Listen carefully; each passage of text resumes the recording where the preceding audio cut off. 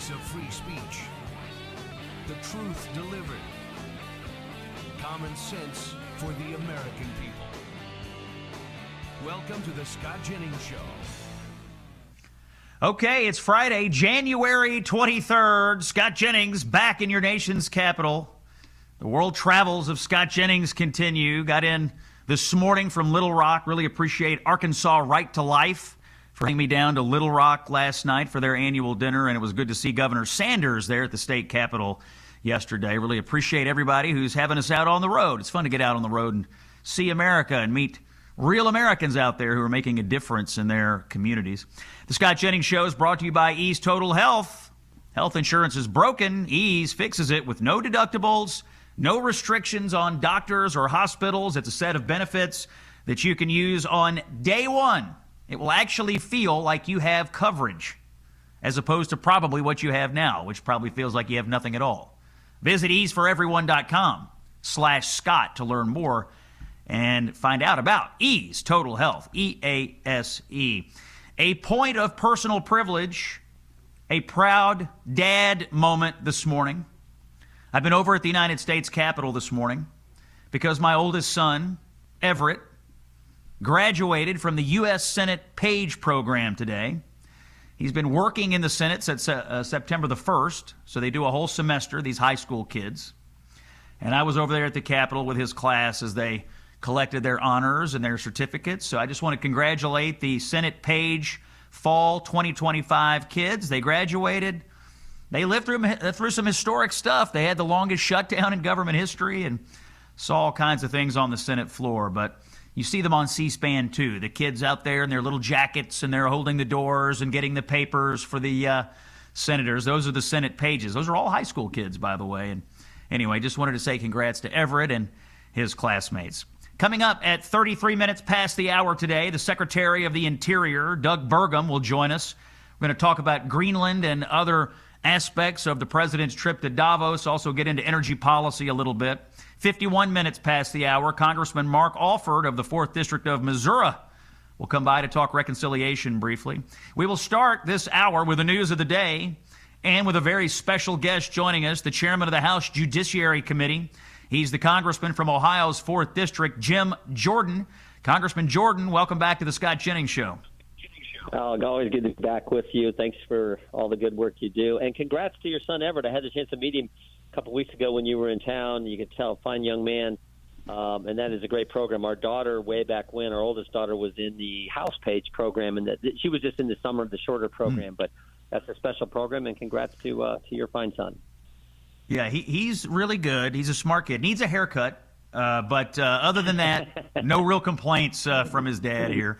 Congressman, thanks for joining us. I want to start with playing a clip from the U.S. House yesterday. You conducted a hearing in the Judiciary Committee with Jack Smith, the special counsel who was going after Donald Trump.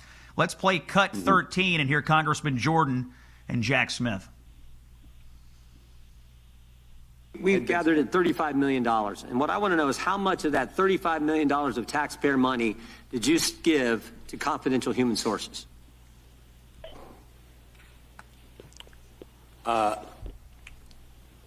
We know you gave $20,000 to someone. It just got reported last week. How much more money did you pay confidential people we don't know about, with American tax money going after the guy we elected president? My recollection regards the $20,000, which was not a payment from me. It was me approving a payment by the FBI to a confidential human source who was reviewing video and photographic. Who's the source? I do not know the identity of the source. How many other payments went to this source or other sources? As I sit here, I do not know the answer to that question. Congressman Jordan, Jack Smith didn't have a lot of answers yesterday, and some of the answers he gave were less than satisfactory. What's your reaction to everything you learned yesterday after you've had a day to process it? Yeah, I mean, in the big picture, Jack Smith was no different than Jim Comey, Alvin Bragg, Fonnie Willis. It was all about this lawfare weaponization out to go get President Trump, and that I think was clear on the specific issue of confidential human sources. I think it's also important to step back and think: did Bob Mueller approve payments to confidential human sources when he was special counsel? Did Robert Hur? Did John Durham? I don't know of any of the special counsels we've ever dealt with where they were paying people in secret, paying for information that if this individual was doing a service or something for the committee party, then just contract with them. Why do you have to do something in secret? And how much money? The fact that you didn't know how much money they spent on this stuff. I think when you spend $35 million going after the president, I think that was an issue as well. But yeah, this whole thing was political. I said that from the very first sentence. I think it was all about politics. It was always about politics. And getting President Trump in the run-up to the presidential election. I heard a lot of things. I heard a lot of things in the hearing that, at a minimum, were head scratchers, and at a maximum, really just were shocking. One of them was that Jack Smith, at one point had labeled the former Speaker of the House, Kevin McCarthy, a flight risk. I mean, is that power run amok? What in the world was that all about? Yeah, and the whole fact pattern there is kind of scary because Kevin becomes Speaker, I think, as of January 7th, 2023. 16 days later, Jack Smith subpoenas his phone records for a 2-month time period from 2 years prior, and he wants to know, and he can know who Kevin called, who called him, when the call took place, how long it lasted, and he's getting all that information on the top Republican in our government, the guy second in line to the president. I mean, that's scary. And then to add insult to injury, he goes and gets a gag order. He says to the court, hey, don't let the carrier, AT&T, know that we've just got their customer, the Speaker of the House. We just got his phone logs. We can pattern his life. We know who he talks to before votes, who he talks to after votes, when he calls his family, when he calls colleagues. And you can figure all that out, where he's at when he's making these calls. All that information they have on the top Republican in the government, and they tell the court the reason that we need the gag order on the carrier is because he's a flight risk or he might tamper with witnesses or evidence. And I'm just laughing. He's the Speaker of the United States House of Representatives. Unbelievable. So this is how crazy they were. But this was all part of their effort. They would go to any length to get the president, including doing that to the Speaker of the House. And it seemed like Jack Smith was anxious to get the president to trial before the 2024 election. I saw a CNN legal analyst, Ellie Honig, saying there was no way that Jack Smith was preparing, no way a defense attorney could prepare for a trial like that, given the volume of documents. Was Jack Smith rushing to put the president in court to try to keep him from running, keep him off the ballot in 2024?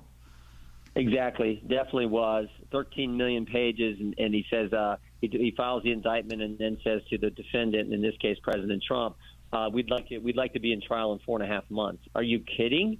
There's no way you can properly. And then he tried to go to the Constitution, the Sixth Amendment, our right as citizens of this great country, the greatest country ever, our right to a speedy trial, and he tried to assert, well, they have a right to the speedy trial is for the defendant. It's for the accused. It isn't for the government, for goodness sake. Right. So this idea that the president was going to have to prepare his defense in 4.5 months, but it was driven by politics. They were getting close to the election. They wanted to get to trial, get President Trump tied up in court, or at a minimum, get all the information out there that I think was political in nature relative to the case, so that could impact the campaign. All that, again, driven by the political motivation that they had. I mean, the one thing I focused on, Scott, was Jack Smith said no one could confirm what the Democrat star witness in the January 6th committee, Cassie Hutchinson, right. No one could confirm what she said, but Jack Smith was still contemplating putting her on the witness stand at trial. That is how ridiculous this all was, and how determined they were to try to figure out some way to get the president. That voice you're hearing, Congressman Jim Jordan of Ohio, he conducted a big hearing in Judiciary yesterday in the House with Jack Smith. We're going to talk more about that when we come back, and also I want to get Congressman Jordan's thoughts on what's going on, the ongoing scandals and situation in Minneapolis, Minnesota. First, a quick word from our new friends at Patriot Mobile. If you want to have a mobile company, a wireless company that you can believe in, that believes in the same things that you do as a conservative, you've only got one choice. Patriot Mobile. They're not just a wireless provider. They're an activist organization. Switching is easier than ever. You can activate new service in minutes. Keep your number, keep your phone, upgrade your phone. I don't care. I just want you to get to Patriot Mobile. PatriotMobile.com/Scott or call 972-PATRIOT. Use promo code Scott. They'll give you a free month. More with Congressman Jim Jordan when we come back. It's Common Sense for the American people. Scott Jennings is here on Salem. Stay with us. Back with more conversation with Congressman Jim Jordan and this hearing with Jack Smith up on Capitol Hill yesterday. Congressman Jordan, one of the spectacles of the hearing was this former Capitol Police officer, Michael Fanone. He was one of the officers from January 6th who's become a political activist, and a rather profane one at that. He turned out to be a major nuisance during the hearing. I'm going to play a clip here. This is Cut 8, guys. Michael Fanone yelling during the Jack Smith hearing yesterday. I would like to quickly address the police officers of January 6th. Mr. Dunn, Mr. Fanone, Mr. Gonell, Mr. Hodges. I'm a member of the new select committee to actually examine what happened that day. And I can tell you, gentlemen, that the fault does not lie with Donald Trump. It lies with Yogananda Pittman and the U.S. Capitol leadership team. We know they had the intelligence and there was going to be a high propensity for violence that day. Claim my time, yeah. So what you heard there, Congressman Jordan, was Michael Fanone yelling profanities at one of your members on the committee here. We had to bleep it out because we're on terrestrial radio. And then there was a big altercation after all this happened. What did you make of the Fanone engagement with the committee? Yeah, it's just unfortunate that kind of garbage takes place. And you know, whether he got into it with some other member in the audience during a break, and then, of course, he does that response to Congressman Nels. By the way, Congressman Nels, a former sheriff, he knows a thing or two about law enforcement. He is on the select committee now, and he was just making a point as I let all members, whether Republican, Democrat, they get to make their point.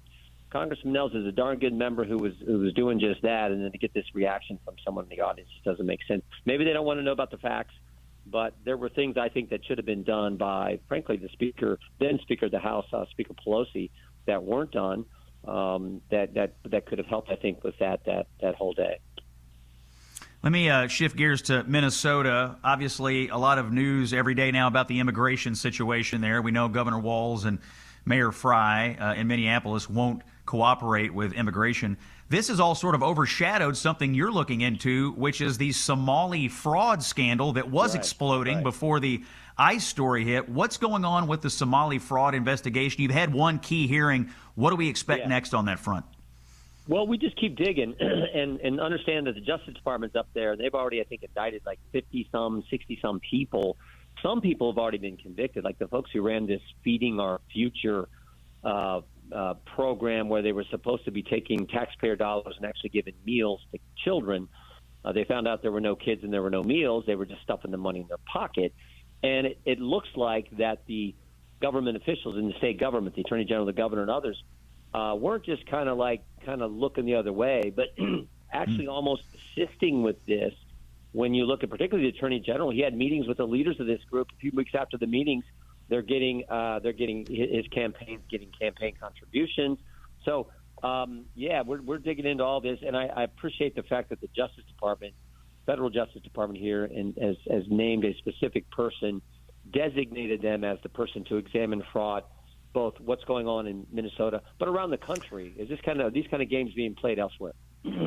One last question. We have about 30 seconds. Are you troubled by these reports that you have these left-wing nonprofits and activist groups funding training for these political vigilantes to go and confront ICE agents? Are we going to see an investigation of where the money is coming from to fund all this radicalism in Minneapolis?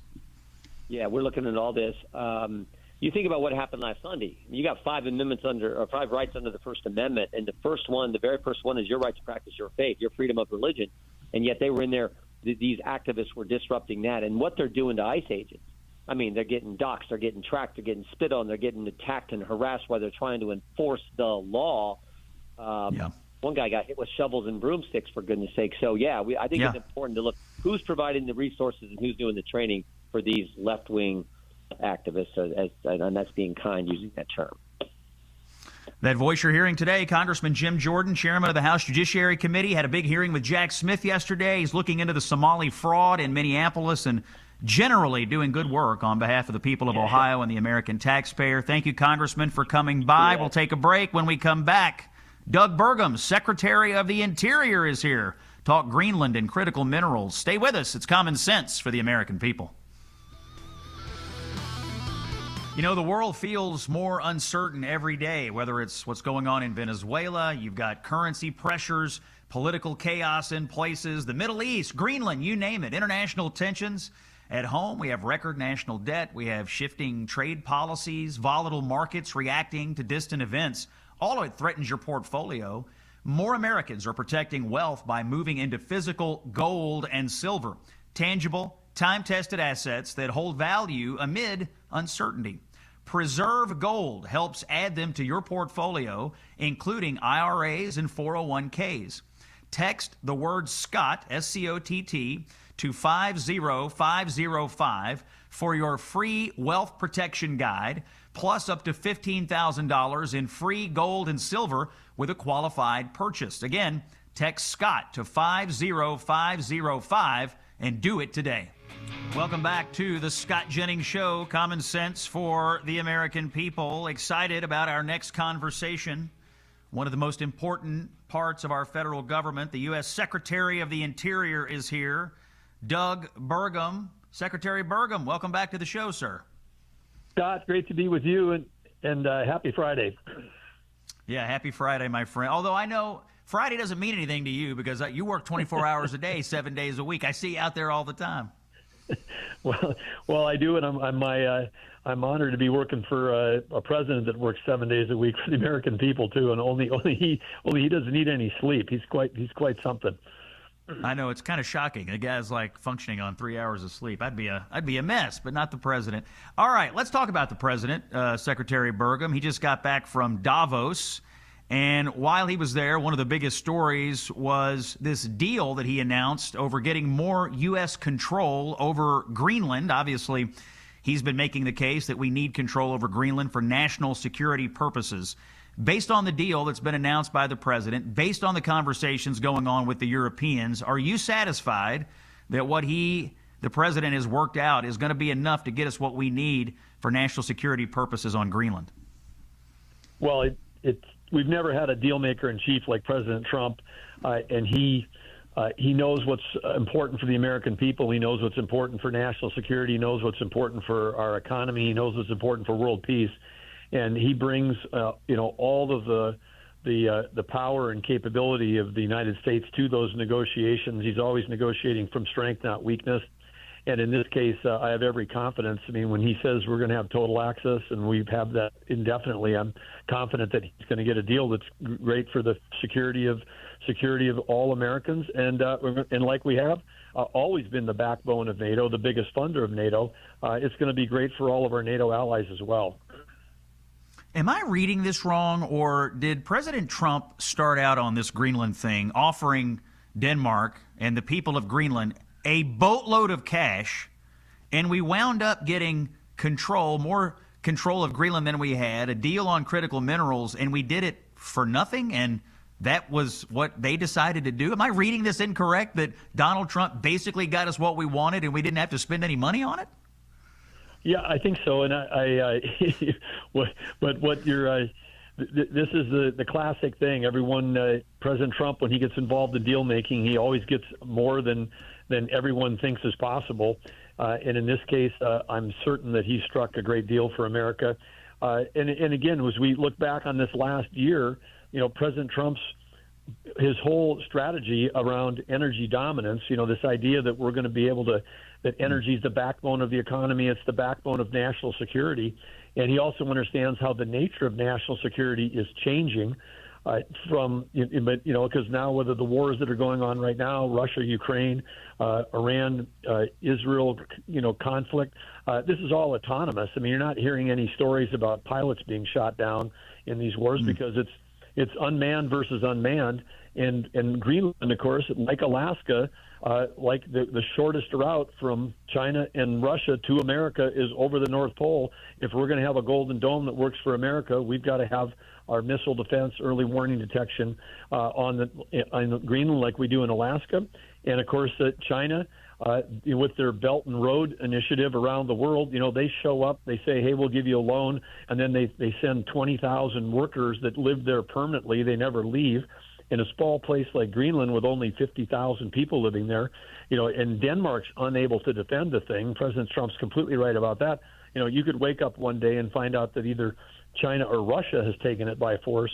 President Trump is not going to let that happen. It's part of the Western Hemisphere. It's critical to the defense of the United States of America, and he's working on all the right things to do it. And at the same time, back home, inflation's down, gas prices are way down, mortgages down, border crossings zero, regulations down, taxes down, murder rates down, and job growth, paychecks, investment in America, and energy production all at record highs. So, he's delivering on an agenda where with the energy dominance, when we can sell energy to our friends and allies around the world, including Europe, we're the biggest supplier. We've displaced 2/3 of Russian gas going into Europe. He's calling the shots. He's calling the shots because they need us. They need us not only for protection, they need us to get their homes heated through the winter. Otherwise, they're buying from Russia. Let's talk about the energy piece that you just referenced. Obviously, the administration under your leadership and the president's leadership made a lot of executive branch changes. There was some energy deregulation done in the big, beautiful bill last summer. House Republicans have just started a budget reconciliation plan, Budget Reconciliation 2.0, if you will, up on Capitol Hill. What do you want to see them do further on energy policy in this next round of budget reconciliation, which, by the way, can pass the House and the Senate with Republican votes only? That's the reason they're doing it. Well, a key thing is going to be permitting reform and just cutting this massive red tape. China, who we're in a competition with AI arms race, we're in a competition with them with critical minerals. We're in a competition with them on who can generate the most electricity to power, the future of an AI-driven economy, advanced manufacturing, manufacturing intelligence, all the things it requires energy. We were under the Biden administration. We were on a path of energy subtraction. It was not energy transition. They called it transition. There was no transition. It was we're going to shut down base load and replace it with intermittent, taxpayer-subsidized, highly unreliable wind and solar. And we'll, in the parts of the country where that progressive agenda on where extreme ideology around concern over 1 degree of climate change in the year 2100 was driving the policies of governors and state legislators. Those people have higher electric prices than the rest of the country. They have higher gas prices than the rest of the country. So pricing is not uniform across our nation because politics drives policy and policy drives pricing when it comes to energy. And we've had pro-energy, pro-growth states, and we've had anti-energy states. President Trump's trying to fix all that for everybody. We're certainly making progress, but relative to Congress, we've got to have permitting reform. We've got to get back to building great things in America and building them quickly. When the original Alaska pipeline was built, it's 800 miles long. It crosses 4 mountain ranges. It's been a godsend to national security and American economy, and it's been operating safely for over 50 years. That was built, Scott, in 28 months. When we took office a year ago, we met with people, and they said it's going to take us 5 to 10 years to get the permits. And, of course, China, last year built 93 gigawatts of coal in 1 year. They're building 86 gigawatts this year. 1 gigawatt runs Denver, runs all of Utah. I mean, it is we're up against a country that just decides to build stuff, and they do it. Their country is run by engineers. Our country, we're overwhelmed by lawyers. We graduated 36,000 lawyers last year in America and only 300 people in mining and metallurgical degrees, and that's why we're so far behind in the critical minerals thing. So part of President Trump's agenda and what we need the support from legislature is to get the permitting. We can protect the air, the water, the soil health. We can do all that, and it shouldn't take a decade or two to get a permit. Let me ask you about the critical minerals. You just raised that topic, and you've been working diligently on this. I want to drill down on exactly what that means. How much of these critical minerals can we get out of the ground in the United States? How much of it do we have to get overseas? And are these things really that rare? People call them rare earth minerals, or is it just the processing of them that's rare? Give us a little insight into where we sit with these critical rare earth mineral conversations. Well, you're spot on, Scott, because the minerals often exist in lots of different places. We have a lot of them. If you take our resources that we have in America, our onshore, our offshore, throw in Alaska, we've got a lot of rare earth or critical minerals that we have access to here, but they called them rare because they would be in parts per million. It wasn't like you'd find a spot and there'd be a high concentration, you dig in one spot.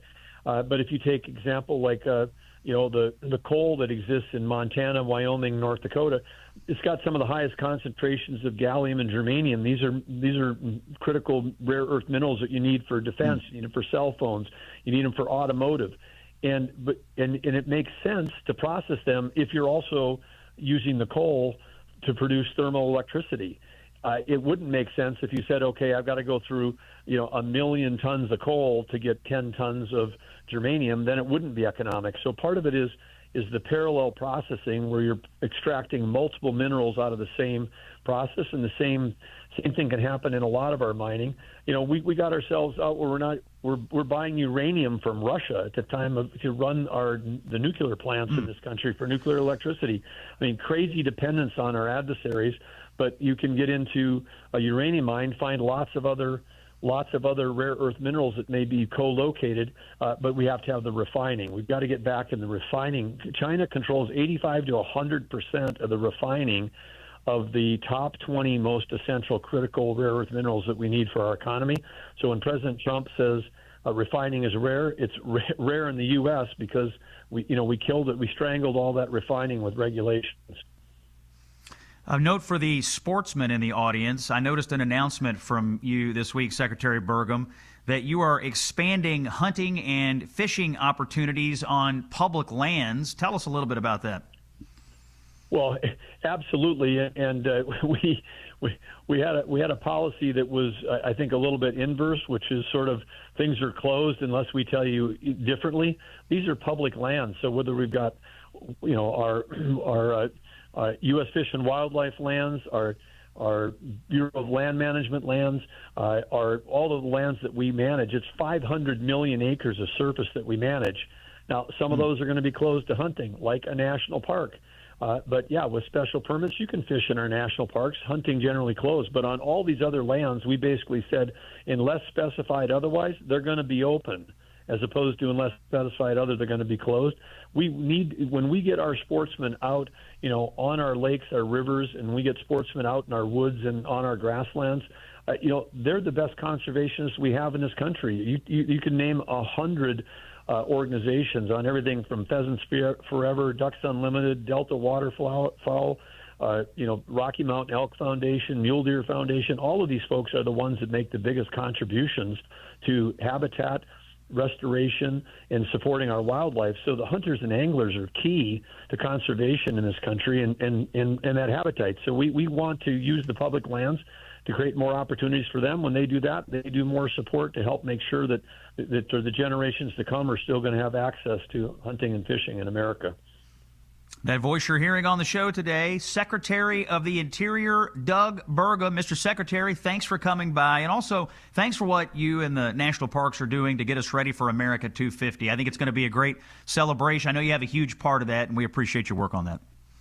Well, it is going to be, and I saw that your New Year's resolution was to visit a national park this year, and we've got a suggestion for you. Come to Theodore Roosevelt National Park, the only park named after a person instead of a place, after Theodore Roosevelt and the incredible work that he did, and attend the grand opening of the Theodore Roosevelt Presidential Library Museum and outdoor experience that's going to go there right at the entrance to Theodore Roosevelt National Park, and you know where, in Medora, North Dakota, in the beautiful Badlands. So one of my favorite places, and as luck would have it, I already got my invitation. I already RSVP'd, and I am planning to broadcast this radio show from the opening of that great facility out there. So I appreciate the hospitality on it, and I cannot wait to get back to Medora. It's one of the most beautiful places in America. And it is an official Freedom 250, America 250 event, you're going to be in the right spot when that's happening, Scott. Thanks for being there, and thanks for all you do fighting for common sense in this country. I know your listeners appreciate it, and I sure do. Secretary Doug Burgum, Secretary of the Interior, thanks for joining us today. When we come back, Congressman Mark Alford is here. We'll talk Capitol Hill stuff. It's Common Sense on Salem. Stay with us. Here's some common sense for you. If you're living with daily aches and pains, why? Why are you doing this to yourself? You don't have to. There are options out there. One of those options that thousands of people all over this country have gotten into is called Relief Factor. We get stories and testimonials, by the way, from people who use Relief Factor. One is from Sharon. She says she'd been hearing about Relief Factor on the radio for a couple of years, and she was thinking about it, finally decided to try it because nothing else was helping her back pain. She does the 3-week quick start. She just went for it, she says, and, quote, now I feel like a new person. That's her own words. It's very gratifying to hear when you're asking your audience, like I am, to try something out. It's very gratifying to me to be able to bring you the testimonial of someone who's just like you, saying, yes, try this, and it may just be the answer for you. You can try it yourself. As I said, they have a 3-week quick start plan. I think it's a game changer. You go on relieffactor.com or you call 1-800-4RELIEF. Very simple. They send you 3 weeks supply of this. I do not believe that you'll regret it. 1-800-4RELIEF or go to relieffactor.com. Ask yourself this question: how would it feel to be out of pain? You may find out if you try Relief Factor. On the line with us, closing out hour number 1, Congressman Mark Alford, representing Missouri's 4th Congressional District. He's a member of the Appropriations Committee. He's also in the Republican Study Committee. Congressman Alford, welcome into the Scott Jennings Show. Well, Scott, thank you so much, and thank you so much for the work that you do bringing truth to America. I think you are unparalleled right now on the national media landscape, and as a former broadcaster, I don't give out compliments too much.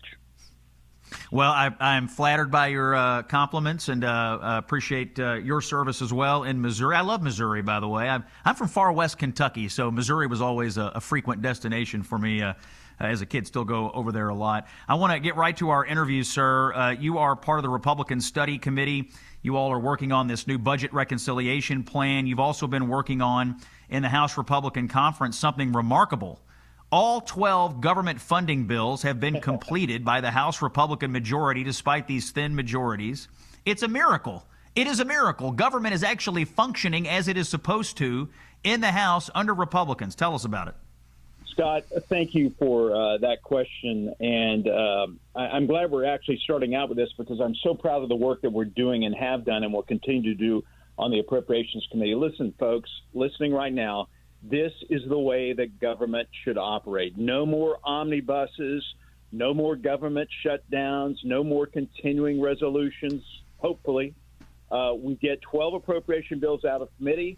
We get them passed on the House floor, send them over to the Senate. We reconcile the differences and then vote on it and send it to the president's desk. We did that yesterday. And, Scott, we have not done that since 1997, 29 years of a wayward mission for Congress, and we're back on the right track thanks to the leadership of our Appropriations Chair, Tom Cole, a master negotiator, but also a person who delegates responsibility to the sub-chairmen and individual members of the Appropriations Committee. And you can't forget the leadership of Mike Johnson, our fearless Speaker of the House. Magic Mike came through again.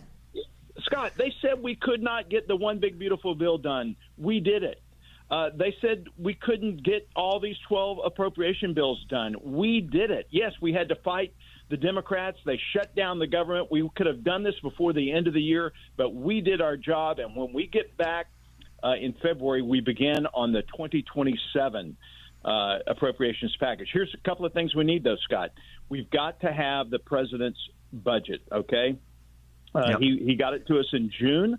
I understand it's a new administration, but please, we need a budget. We also need a top-line number. And then we will begin our hearings in February, and we're going to get our work done. Yeah, what is and again, when things go right in Washington, nobody covers it. When things go wrong, everybody wants to talk about it. What is miraculous here is that you've got the Republicans with effectively a one-seat majority, but that's not even really a majority because of Massey, and yet you're still getting regular order back on the menu here. I mean, almost 30 years we haven't done this correctly, and you guys pulled it off, and you're going to do it again under the leadership of this speaker. Congressman Alford, thanks for coming on the show. We have to get to the top of the hour break. I want to have you back and continue these Washington conversations, so come back and see us soon. When we come back, it is time for Friday afternoon punditry. Hour number 2 of the Scott Jennings Show. Coming up after this, it's Common Sense for the American People, right here on Salem. Stay with us. Hey, it's Scott Jennings. You know, depending on where you live, crime may be skyrocketing, and you may already own a firearm. But before you face the financial, legal, and emotional weight of pulling the trigger, there's a smarter option. It's called Byrna. That's Byrna. Byrna makes a less lethal launcher that fires tear gas and kinetic rounds designed to stop an attacker for up to 40 minutes. That gives you time to escape and call for help without deadly consequences. Their best-selling compact launcher is sleek, slim, and incredibly powerful. It's about the size of a smartphone, and it is ideal for concealed carry. It's comfortable, discreet, and confidence-building. It fires at 400 feet per second with serious stopping power, enough to shut down a threat fast without the legal and moral complexity of lethal force. Byrna is proudly American. Over 80% of the components are U.S. sourced. Every Byrna launcher is hand-assembled in Fort Wayne, Indiana. With over 750,000 of these things sold worldwide, Byrna is best in class. It's legal in all 50 states. No background checks, comes right to your door. Learn more at Byrna.com, Byrna.com. The voice of free speech. The truth delivered. Common sense for the American people. Welcome to the Scott Jennings Show. Okay, hour number 2 on Friday, January 23rd. Common Sense for the American People. Scott Jennings is here on Salem. Scott Jennings Show, as you know, is brought to you by Ease Total Health. You know, health insurance is in the news a lot lately. The news is not good. Costs are up. Deductibles are up. Premiums are up. Runaway health insurance costs in Washington and runaway health insurance costs at your kitchen table are killing everyone. But I have good news about health care and health insurance, and I will share it to you. It is called Ease Total Health. I really believe in these guys. It is not traditional insurance. It is much better than that. It is a set of benefits that you and your family can use on day one. There are no deductibles. There are no restrictions on what doctors or hospitals that you can choose. It'll actually feel like you have insurance again. Right now, there may be a chance you don't even feel like you have insurance at all, despite all the massive premiums that you pay. Ease Total Health has a range of options to fit every budget and every need. I cannot list them all, but I would suggest you do yourself a favor and visit easeforeveryone.com/Scott, or do it the old-fashioned way. Call them up, 888-EASE-123. Check it out for yourself. Don't wait for the government or big insurance to come to your rescue, because they won't. Go to easeforeveryone.com/Scott or call 888-EASE-123. Common Sense for the American People here on Friday, January 23rd, and it's time for Friday Punditry. Joining us now on the show, my friend Lydia Moynihan, correspondent with the New York Post and host of the New York Next podcast. Lydia covering stories at the intersection of Washington, Wall Street, Silicon Valley, and you name it, and has been a welcome presence, I might add, at the 10 o'clock debating table on CNN. Lydia Moynihan, welcome back to the Scott Jennings Show. So glad to be here with you. And I hope all of your listeners know that you are the nicest, friendliest, kindest person on that show, despite being a bit of a celebrity now. Well, I'm glad that you think that, because as you know, Chris Cuomo from News Nation is trying, I think he's trying to beat me up personally, and he's encouraging others to beat me up. And I'm like, what did I ever do to you, Chris Cuomo, other than become, I guess we're sort of the object of envy for Chris Cuomo. The problem with Chris Cuomo is that it's sort of difficult to watch someone grappling with the loss of their own relevance. And that's what's happened to Chris Cuomo. So then he goes after people who actually have relevant opinions like you and me, Lydia. So it's pretty sad and pathetic what low-rated news anchor Chris Cuomo has to say, but I guess we'll leave it there. Lydia, I want to get to some stories and get your comment on some things, and I'm going to start with this despicable smear that's going on. These Democrats out smearing ICE agents, claiming that they had detained a 5-year-old boy in Minneapolis. Of course, this turned out to be a total lie, a total hoax. Actually, let's do this. Let's play a clip of Vice President Vance from yesterday, and I want to get your comment on this whole thing, Lydia. Here's cut number 6, J.D. Vance on the Democrat hoax around the 5-year-old in Minneapolis. I'm proud of the fact that we're standing behind law enforcement, and I'm proud of the fact that we're enforcing the country's laws. But, you asked a question about this 5-year-old kid. I actually saw this terrible story while I was coming to Minneapolis. We just left Toledo, Ohio this morning for an economic messaging event. And I see this story, and I'm a father of a 5-year-old, actually, a 5-year-old little boy. And I think to myself, oh, my God, this is terrible. How did we arrest a 5-year-old? Well, I do a little bit more follow-up research. And what I find is that the 5-year-old was not arrested, that his dad was an illegal alien, and then when they went to arrest his illegal alien father, the father ran.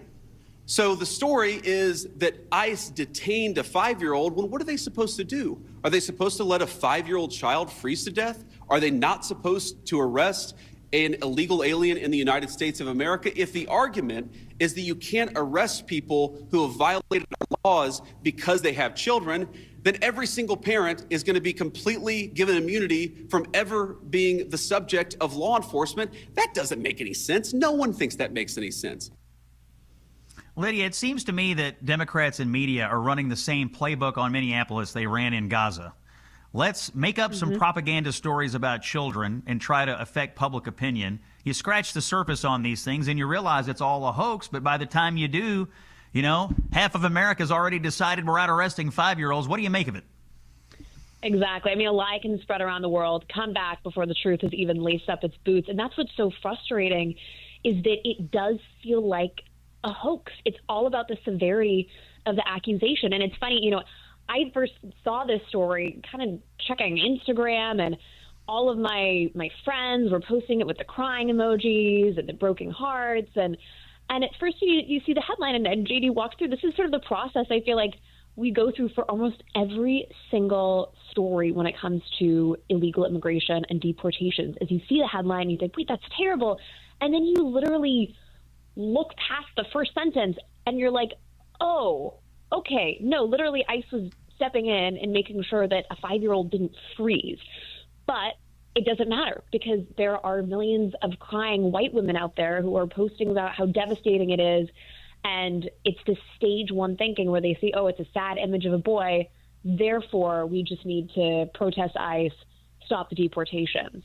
And that's why it feels very intentional on the part of the media and left is that it doesn't matter. Even if they were to issue a retraction at this point, millions of people have seen it and they're never going to know the truth. And it is scary that we're living in these sort of information silos where there are people who probably will forever think that little boy was arrested and detained by ICE. There are people who are going to think the other lies, like Kristi Noem deported veterans, when of course we know actually those veterans self-deported. And so it's really tough to have a conversation and convey a message when people either don't want to be reached or they can't be reached. Yeah, what's crazy about these kinds of situations, Lydia, is that once the left decides what the hoax or the narrative is going to be, they get this stuff out so fast, and they're very authoritarian in their communication strategy. They get it out to all their members of Congress. They get it out to all their pundits. They get it out to all the news anchors. And you hear them all repeating it ad nauseum all day long in broadcast media, on social media. No amount of debunking, no amount of, hey, here are the facts, no amount of actual information can shake them from the operation. And that's all that it is. It's an op. It's an op against the American people. So now for time immemorial, everybody in the Democratic Party, everybody on the left will believe that DHS is out arresting 5-year-olds. Even though you and I know it's not true, even though the listeners of this show know it's not true, you're going to have one entire political party taking that as an article of faith. They do this all the time. It's rather insidious. How can you trust people with governing responsibility who are that committed to hoaxes and lies all the time? Right. No, and these people are voting. But one thing that I would note that I think the left does so well is, I think it was Stalin who said, 1 death is a tragedy, a million is a statistic. And they're very good at finding these photos. It doesn't matter, again, in Trump's first term, it was photos from the Obama administration of children in cages that went viral. But the left is really good at kind of telling stories and telling narratives. And, what's lost, of course, is that actually the Biden administration lost literally hundreds of thousands of children, and the Trump administration has actually found tens of thousands of children who were just completely lost here in the interior of the U.S., never showed up to their immigration appointments. No one knew where they were, and the Trump administration has actually found thousands of those kids. But that's a statistic, right? That's not going to make a headline in the same way that a photo of a little cute boy with a backpack and his blue hat is going to shake people. And so I think they do a really good job of that, and I think the right needs to figure out how do we counter that, because they're really smart about having propaganda that pulls at the heartstrings. And on the right, a lot of people are like, oh, but look at the statistics, and it's we saw insane, 'cause you look we saw it in Gaza. They had the propaganda photos of the kids. That was all made up. And you had every newspaper in the English-speaking world running those photos. You see it with this kid. In the first term, there was a famous Time magazine cover. We'll talk more about this with Lydia Moynihan from the New York Post when we come back. I do want to get in a quick word from our friends at Done with Debt. If you're stressed out about getting out of debt, you need to listen to me now. According to the Fed, many banks are tightening their standards. That means this may be, right now, your best window to negotiate a debt settlement before these standards get tightened up any further. Done with Debt is one of the best that we have ever seen here at Salem at navigating debt relief. Last year, they did over $100 million for their customers, our listeners here. Done with Debt. They track all this. They know what to do, when to do it. They know how to assess your personal situation. And by the way, calling them up to get that assessment is absolutely free. It just takes a few minutes. Go to donewithdebt.com and talk to one of their specialists. You could, again, that is free. Get the assessment for free. And I think if you're in debt and you want some relief, Done with Debt might be able to help you find the relief you're looking for. More with Lydia Moynihan from the New York Post. It's Friday Punditry here on the Scott Jennings Show. Stay with us. And we are dispensing common sense to the American people here on Friday, January 23rd. My friend Lydia Moynihan from the New York Post is here. By the way, Lydia, I want everybody to see the amazing video clips of you on CNN. You're doing such a great job in your cable TV appearances. Where do we find you on the X platform, Lydia? That is incredibly high praise coming from you. It is LJ Moynihan. So, and I will have more clips tonight, dropping around midnight. Tonight, I will look for you tonight. I'm going to pop over after the radio show today and do with Casey Hunt. I'm going to get back to Kentucky tonight because I got to beat this weather. I got to get back before it starts snowing. Somebody's got to take care of the chickens back at the Jennings homestead. I'll be out there with a shovel, shoveling out the area around the coop and taking care of the girls in the backyard. All right, another story I want to bring up with you, Lydia. Murders plummeted more than 20% this last year. The single largest one-year drop on record. 2025 might be the lowest murder rate in the United States since 1900. Lydia, what, pray tell, happened in 2025 that caused all this crime to magically go away in the United States? I can't put my finger on it. I don't know. Was there anything significant? Something happened. Something happened, Lydia. What was it? I'm thinking back on 25. What was different about 25 than 20? Something happened. Jacob Frey got reelected. That's probably it. Oh, that's right. That's right. Honorary Somali pirate, Jacob Frey. This is such an incredible statistic. But like I was saying, we're talking about it. We love the numbers.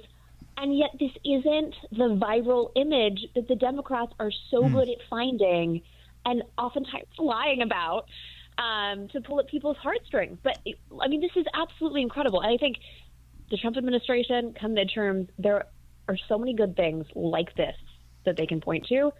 And I think we just need to make sure how we market it. We get the statistics and we get the emotional image. Yeah, that's the thing. Murder rate is down. Carjackings are down. Shoplifting is down. I mean, there's something to be said, honestly, for attitude in government. I mean, that the attitude set at the top. Like, are we going to tolerate lawlessness in our country? Are we going to tolerate an open border? Are we going to tolerate being taken advantage of by other countries? So, obviously policy and decisions and personnel go into all this, but it really starts with an attitude. And with the Biden people and with the Democrats, the attitude is, well, we can't really enforce the law on any of these fronts. And with Trump, he's like, no, we're going to enforce the law. And by the way, we're going to give cover to people who want to enforce the law. If you want to go out and enforce the law, if you want to cooperate with us, if you want to actually stand up for law-abiding taxpayers, we have your back. You never really had that assurance in the Biden years.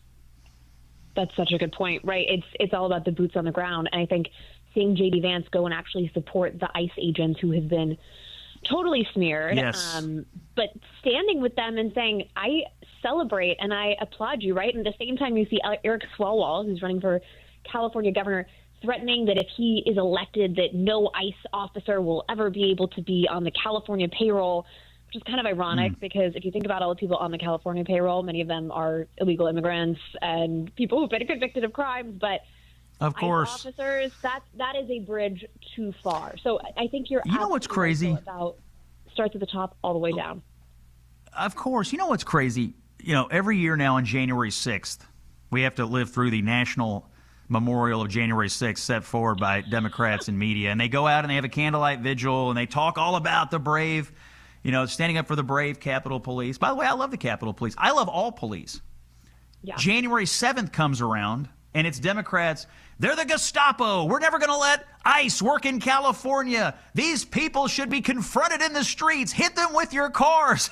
So one day a year, Lydia, we get Democrats talking about how much they love the police. 364 days a year, they're being compared to Nazi Germany. Lydia Moynihan from the New York Post, look her up. Watch her on television. She's a good writer.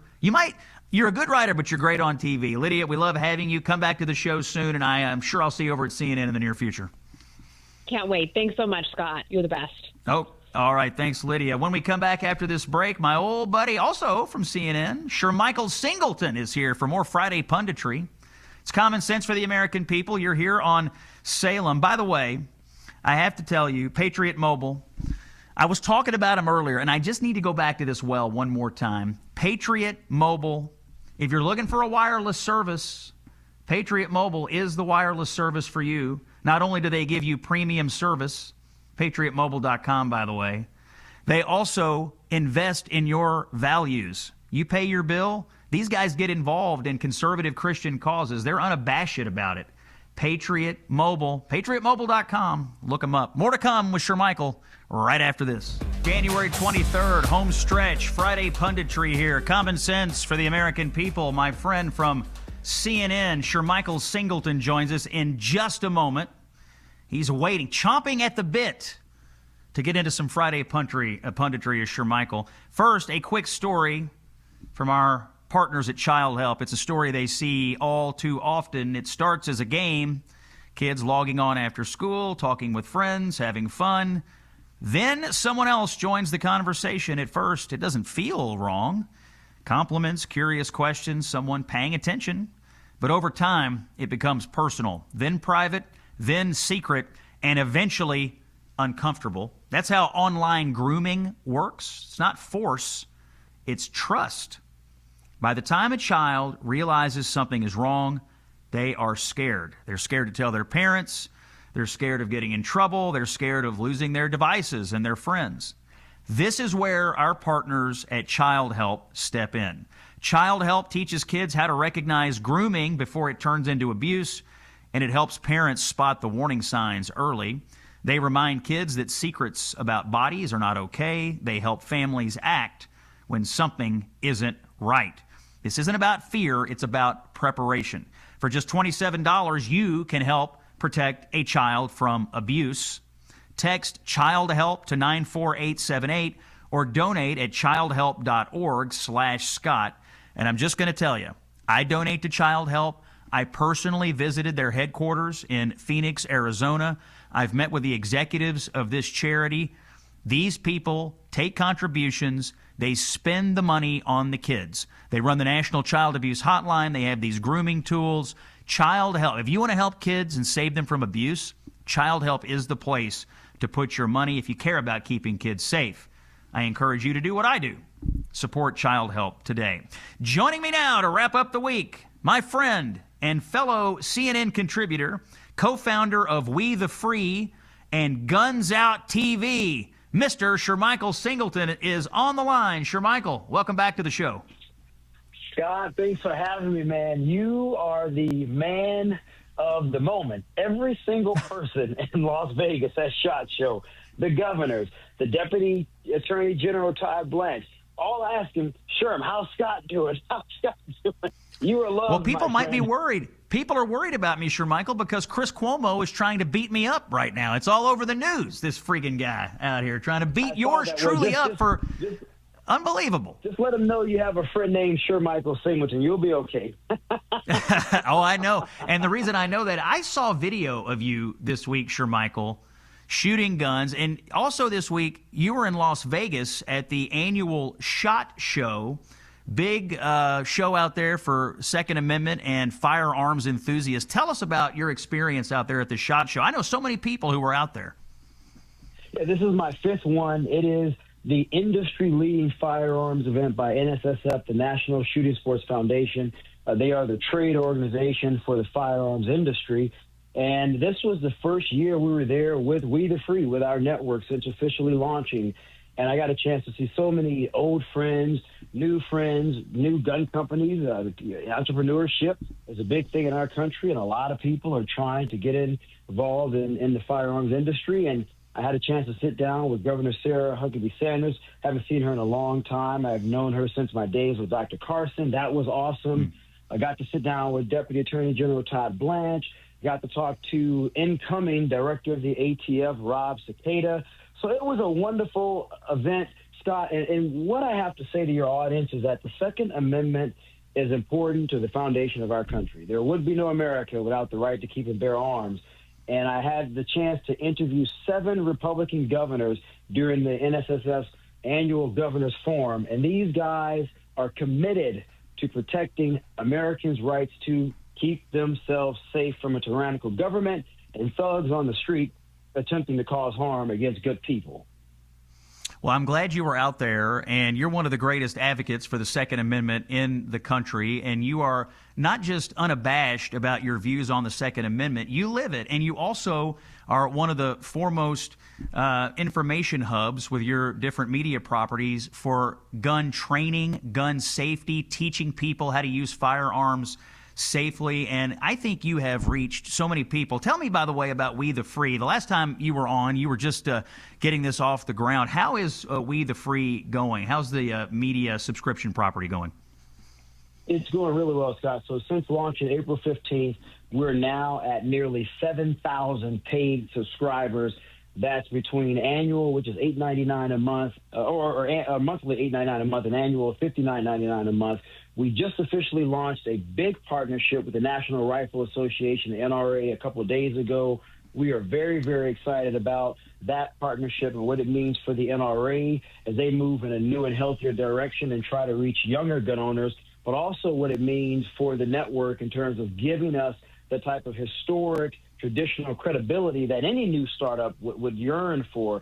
And so we're looking forward to having a slew of new partnerships with major manufacturers coming the rest of this year. And, man, I'm happy to be in a place, in a country where people love and value firearms, where people want to find an informational hub that's entertaining, that's training, that's also conservative news, that's gun news. We're building it, and the people are saying, Shermichael, we're going to support you because we no longer want to deal with being sanctioned by YouTube and big tech and liberal Democrats. We had enough of that. We want to build our own, and the people are coming, Scott. I love that. Well, I'm glad to hear about the success for We the Free. You and I were discussing this the other day.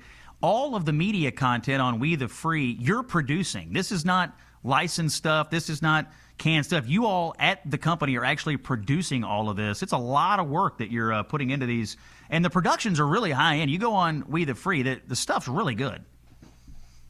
Scott, we spend so much time and a lot of capital trying to produce content that you can't find anywhere else. And for so long, the firearms community has really struggled, Scott, to have a place for our content to live. Manufacturers have struggled to put content to reach potential consumers. And by the way, if you're a gun company, Scott, you can't run ads on social media at all.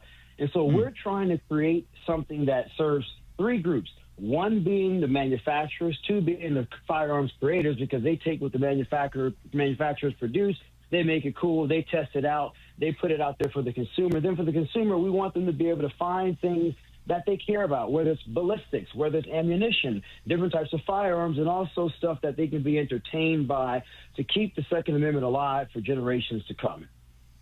Sure, Michael, I want to ask you about a couple of Second Amendment-related stories for our Friday punditry here. There is an interesting case going up to the Supreme Court related to gun rights. It's out of Hawaii. I think specifically there are private property issues involved. Are you following this case, and how do you think it'll go? What can you tell our listeners about this case at the Supreme Court? I have been following this case, Scott, and this is a major, major case. Now, what I'm wondering is when the Supreme Court issues its ruling, which I believe the state will lose, I'm wondering if it will be specific to Hawaii only or if it will be written in a broad way for national implications, which would be significant, and I'm hoping it's the latter of the two. The Supreme Court, if you listen to the oral arguments, they basically cast doubt on Hawaii's bans on guns on private property. For example, if you go in a restaurant in Hawaii, they're basically saying you can't bring a firearm and carry it concealed. So if some nut job decides to come into the restaurant because he got fired, or maybe it's some person who shouldn't be there and decides to cause harm to you or anyone in the restaurant, you are a sitting duck. And what the Supreme Court is saying, wait a minute, you mean to tell us that a person has no right once they walk into an establishment off the street to defend themselves? So the right to defend ends once they're in a restaurant or any other public building? That makes zero sense logically. And the court, again, was very, very skeptical. I think the state's going to lose. I'm hopeful that the ruling is extremely broad, because that means that there are implications in Washington, D.C., where we have to go to work, which has some of the strictest gun laws in the country. It's time to strike all of that nonsense down. Yeah, I'm looking at the SCOTUS blog website here. The case, by the way, is Walford v. Lopez, and according to the reporting, virtually all of the court's 6 Republican appointees seem to agree with the challengers to the law, which requires that gun owners obtain express permission from the property owner. And so your expectation is they're going to strike that down. Chief Justice Roberts suggested in this reporting that recent cases show that the Second Amendment has unfairly been a disfavored right. And, you know, when I hear you talk about gun companies not being able to advertise, and, you know, there's just sort of an anvil put on the head of people in this industry. I mean, it is the Second Amendment in our Constitution, the right to keep and bear arms, and yet we treat it like it is somehow a lesser right or out of favor, even though it is literally enshrined in our national governing documents. It seems like this court's going to try to turn that around. No, I think they are, and I'm happy. The Constitution, the Bill of Rights are clear. The Second Amendment shall not be infringed. This is one particular thing I feel so strongly about, Scott, that I do not compromise on at all. I have no room to compromise as it pertains to the Second Amendment, because we have seen in this country what occurs when the government has the upper hand. I'll give an example. When radical Democrats in the South, and you just talked about this on CNN in a debate with Julie Regenski, you know, the Democrats were the pro-segregation party. When those guys and gals during that time wanted to have control over black Americans in the South, Scott, they made it almost impossible for any black person to own a gun. Well, why would they do that? Because they don't want you to have the means to defend yourself. Well, fast forward several decades later, you have the same radical ideology coming from Democrats that do not want the American people to be able to defend themselves against a tyrannical government. And to make it easy, and to go even further, they're making arguments using the black code laws from the South. these are the arguments coming from Hawaii, Scott. And I couldn't believe that Ketanji Brown Jackson, who, look, she made history. I get it. People have their thoughts about her. But she actually acknowledged that argument. I was baffled by that. It was crazy. That, you know, the last couple of weeks, Shermichael, at the Supreme Court have been absolutely wild. You go back also to the arguments that happened the other day about the transgender sports case. The ACLU showed up over there. They couldn't even define, you know, what the gender is, what a woman is in front of the court. It's been weird, but it's been revealing. In front of the court and in front of Congress, the left right now, some of the arguments they're making on civil rights, the arguments they're making on gender, the arguments they're making on Second Amendment, they're really revealed right now. And I hope the American people are paying attention. Shermichael Singleton is my special guest for Friday Punditry. We're going to take a break. When we come back, more questions for Shermichael. Plus, we'll ask Shermichael who won the week. First, a little news about aches and pains. I want to share with you a comment from a satisfied customer of Relief Factor. This is the drug-free supplement that has, for thousands and thousands of people, relieved their everyday pain. We have taken the time to talk to real-life customers of Relief Factor, and we're going to share their real stories about how Relief Factor worked for them. Today we hear from Brian from Alabama. Roll the tape. Hello, my name is Brian Delatry, and I started taking Relief Factor just about a year ago. I was having chronic knee pain over time. It just got worse and worse. Just walking downstairs was painful. Well, since I've taken Relief Factor, the results have been just amazing. I actually walk 4 miles a day, 5 to 6 days a week. No pain at all going downstairs. Very active playing golf, and it's been really just unbelievable in the change I've had in the pain in my knee. You know, hope that someone who's experienced the same type of pain gives Relief Factor a try. And I guarantee if you get the results that I have, you'll be very happy. I'm going to continue using the product because I am now pain-free. Go to ReliefFactor.com or call 1-800-4RELIEF. Launch your 3-week quick start today. If it worked for Brian, it could work for you. More with Shermichael Singleton on Friday Punditry. It's common sense for the American people. Stay with us. Home stretch, Friday, January 23rd. Boy, it's been a week for me. All over this country, New York City, Washington, D.C., California, Little Rock, Arkansas, back in your nation's capital today, bouncing around America like a ping pong ball. God willing, and the creek don't rise, we'll get home to Kentucky tonight after we finish this show. And I guess, Shermichael, I gotta get over to the office by 4 o'clock today and do some Casey Hunt punditry on CNN at 4, and then back to the airport. Man, there's no rest for the weary. All right, Shermichael Singleton is our special guest, CNN conservative pundit, and noted Second Amendment enthusiast and defender. Shermichael, we have a tradition here on Friday Punditry. We ask our special guest pundit, who is the winner of the week? Tell us, who won the week in politics?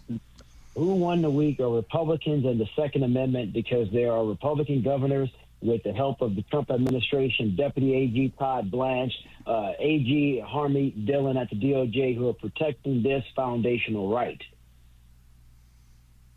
All right, Republicans are the winner of the week. But, you know, it is kind of interesting, by the way. We were discussing this the other day.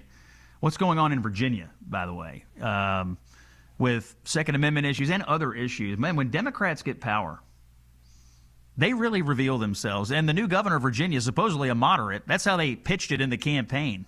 There's no moderation over, and you live in Virginia. There's no moderation over there at all.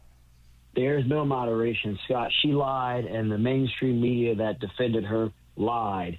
This woman, let me just give your audience a quick example of what's coming. 13 new gun-grabbing bills, $500 stamp on suppressors, despite the fact that President Trump just signed a law bringing that to $0.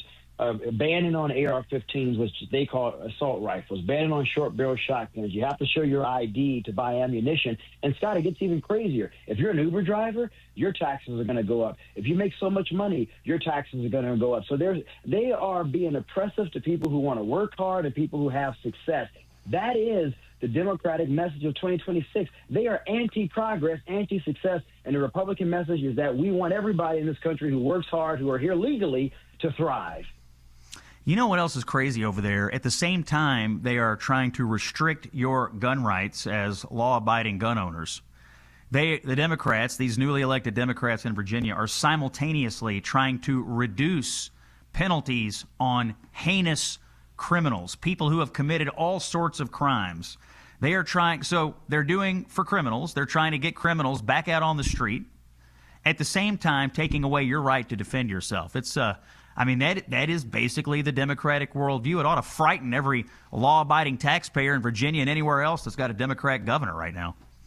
But Scott, let me tell you this: it doesn't even get as worse as that, my friend. When Abigail Spanberger was sworn in as governor, the first thing she did, signing into law, was that the state of Virginia would not work with the federal government and ICE to remove illegal immigrants. So who cares if people are raping people's daughters? Who cares if an illegal immigrant gets behind a car, drunk driving, hits an innocent family, and kills all four of them? These people do not care. They're more interested in performative nonsense, and they're more interested in defending people who aren't here legally than defending the darn people who pay their taxes.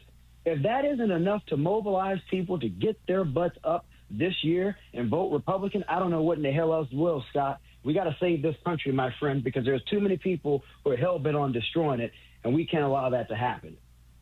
All right, Shermichael, you're fired up on this Friday. I like it very much. Now it's my job. It's my job to pick the loser of the week. You pick the winner. I've got a long list of possible losers here. Chris Cuomo is a loser. This kid I was on TV the other night, Cameron Kasky, he's kind of a loser. Tim Walz, he's on a long losing streak. Jack Smith, truthfully, kind of a loser this week. But I'm going to go with Michael Fanone, the former Capitol Hill police officer. He got famous because he was a Capitol Hill police officer on January the 6th. He was, for a brief time, a CNN contributor. You see him pop up in the media all the time. In recent weeks, and this week, yesterday in fact, you have seen him go into profane tirades and trying to start altercations in situations. And the reason I am going to designate Fanone as the loser of the week is because even though he's been portrayed as someone that you should trust when it comes to discussion of law enforcement issues and even political issues, it's pretty obvious to me, Shermichael, he didn't really have the temperament to be a police officer in the first place. And that's that's not my conjecture. That's what we can see with our own eyes. Shermichael Singleton, thanks for coming on the show. We'll have you back in a few weeks for more Friday punditry. I'm headed over to CNN. We'll see you at 4 Eastern on Casey Hunt. And back here Monday, more common sense for the American people next week. Stay warm out there and get your snow shovel. See ya.